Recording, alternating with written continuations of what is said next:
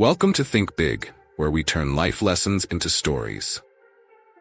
Today we're talking about labeling, a simple yet effective technique that helps you identify and manage emotions during conversations. Whether you're handling a tough negotiation or a tense situation, labeling can help you calm things down and find common ground. Let's dive in and see how it works in real life. Let me tell you a story about David, a project manager for a major construction company.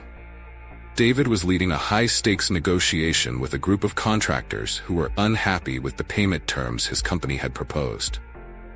Tensions were rising, and if they couldn't come to an agreement, the entire project could fall apart. David walked into the meeting, greeted by crossed arms, furrowed brows, and a lot of frustration. He could feel the tension immediately. Instead of trying to defend his position or push his agenda, he remembered something he had learned. Labeling, a technique that allows you to diffuse emotions by simply identifying and acknowledging what the other person is feeling. One of the contractors, Mark, spoke first, his voice sharp. "We're not happy with how you've structured the payment. This doesn't work for us." David took a deep breath. Instead of reacting defensively, he applied the labeling technique. He calmly responded, "It seems like you feel this payment plan is unfair." Mark paused, his expression softening a little. "Yeah, exactly," he said. "We feel like we're taking on all the risk without any security." David nodded. He knew the key to labeling was to acknowledge the emotion without agreeing or disagreeing, just recognizing it. "It sounds like you're worried that if something goes wrong, you'll be the ones left hanging." Mark nodded. "That's right. We've seen this happen before." By labeling the emotions, David was able to bring them to the surface and help the contractors feel heard. The tension in the room started to ease. People uncrossed their arms. They were no longer on the defensive. Mark continued, "We've been burned in the past with other deals, and we don't want to go down that road again." David labeled again. "It seems like you're still carrying concerns from past projects." Mark leaned back, exhaling. "Yeah, that's exactly it.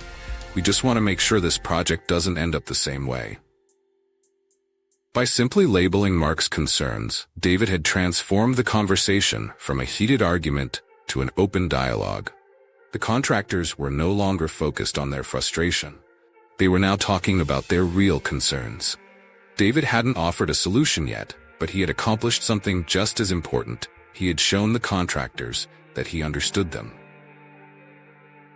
David then steered the conversation forward. "It sounds like security and fairness are your main priorities. Let's see how we can structure this deal to reflect that." With the tension eased, they worked together to create a payment plan that addressed both parties' concerns. The negotiation ended successfully, with both sides feeling satisfied and respected. That's the power of labeling. It's not about agreeing with the other side. It's about identifying their emotions and making them feel understood. When people feel heard, they're more willing to work with you rather than against you. So, next time you're in a tough negotiation or dealing with someone upset, try labeling their emotions. You might just find that it leads to smoother, more productive conversations. If you enjoyed, hit that like button, subscribe, and click on bell icon to learn more.